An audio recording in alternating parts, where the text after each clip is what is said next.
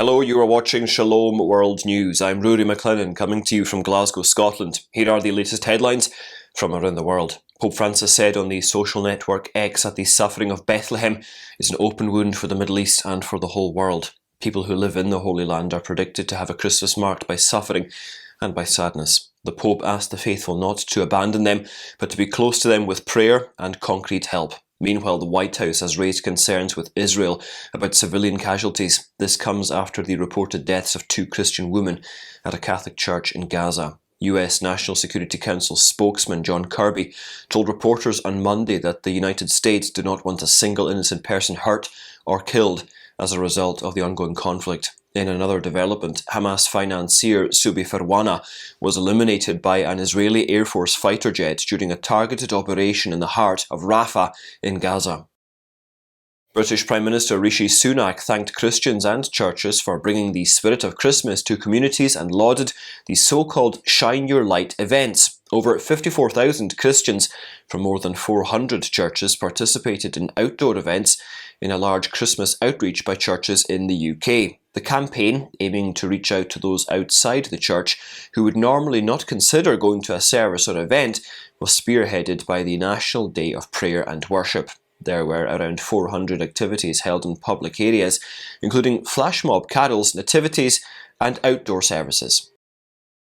Russian President Vladimir Putin said Moscow is willing to negotiate with Ukraine through the United States and Europe while protecting its own national interests. Mr. Putin, who deployed soldiers into Ukraine in 2022, has previously said that he would be willing to discuss peace, but Western diplomats claim he is holding off on making a sincere attempt until after the US presidential election in November next year. During a meeting of the defense leadership in Moscow, Putin said that those who want to negotiate over the war could do so. While stating that he does not intend to fight with Europe, Putin also added that Russia will not give up what he believes is theirs. A recent report revealed that pro-life pregnancy centres provided goods and services worth over $350 million in the United States in 2022. The Charlotte Lozier Institute, that being the research wing of Susan B. Anthony Pro-Life America, published the report on Friday.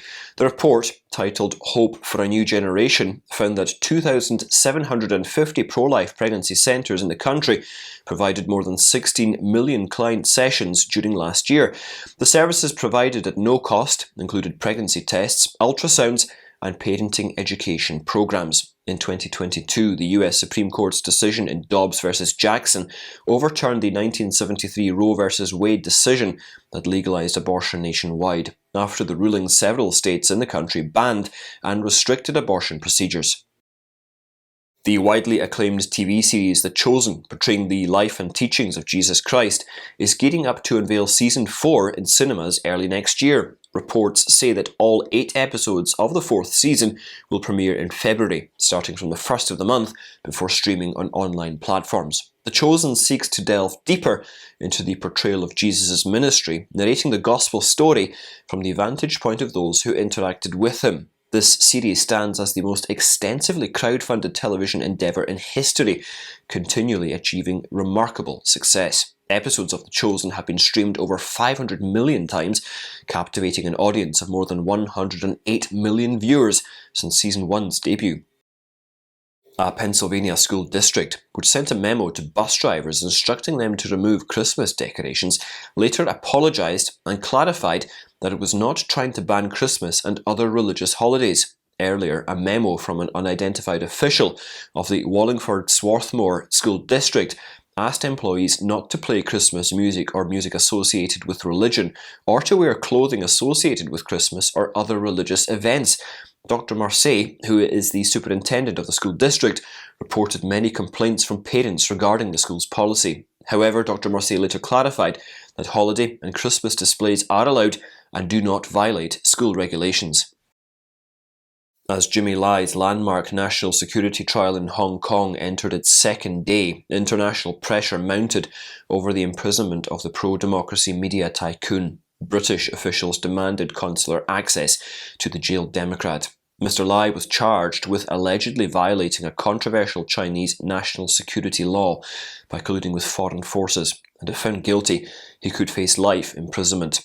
With officials from the US, the UK, the European Union, Canada and Australia present, the trial has grown to be a major diplomatic focal point and a crucial test of the judicial independence and liberties of Hong Kong. Earlier, the United States and the British government called for Mr. Lai's immediate release.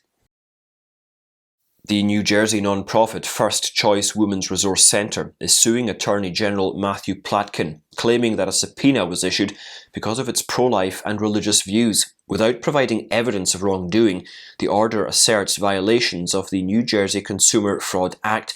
First Choice stated that the subpoena is too broad and might compromise the anonymity of donors, which would lead to a decrease in donations and the possibility of retaliation against those who do donate. The Alliance Defending Freedom, on behalf of First Choice, reiterated that the subpoena violates First Amendment rights. Senior counsel Lincoln Wilson alleged that Platkin has aligned himself with Planned Parenthood's pro-abortion mission.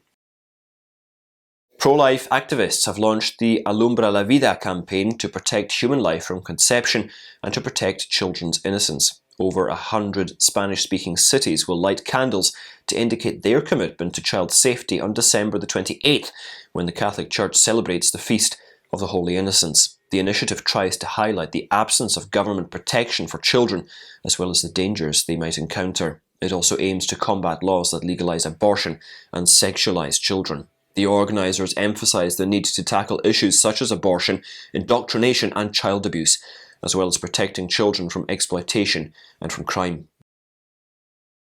Militants linked to the Islamic State jihadist group have killed at least 10 civilians in an attack on a southwestern town in Uganda. According to authorities, the gunmen of the Allied Democratic Forces crossed the border to attack the Kamwengwe district. ADF is one of the deadliest militias in the conflict-torn east of the Democratic Republic of Congo. A Uganda People's Defence Forces spokesperson stated that the ADF militants launched an early morning raid on the village on Tuesday. Brigadier General Felix Kulayigye added that the militants crossed the border last month and were being hunted by the military. The United Nations warned on Monday that over 18 million people, or one-third of Myanmar's population, currently need humanitarian relief. To address this demand, the UN is requesting $1 billion in donations for next year. They say the humanitarian situation in the Southeast Asian nation has gotten worse since a military coup nearly 3 years ago. According to a report released on Monday by the UN Office for the Coordination of Humanitarian Affairs, Myanmar stands at the precipice with a deepening humanitarian crisis that has spiralled since the military takeover in February 2021, with the civilian population now living in fear.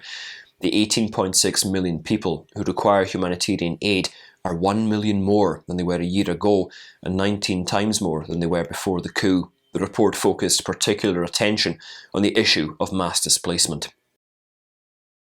Bishop Gerald Vinke of the Diocese of Salina in the US state of Kansas will walk a 20-mile Eucharistic procession on the 6th of January. The peace pilgrimage begins at St Mary's Catholic Church in Glasgow and ends at St John the Baptist Catholic Church in Beloit. The pilgrimage will commence at 9 in the morning following a mass offered by the bishop.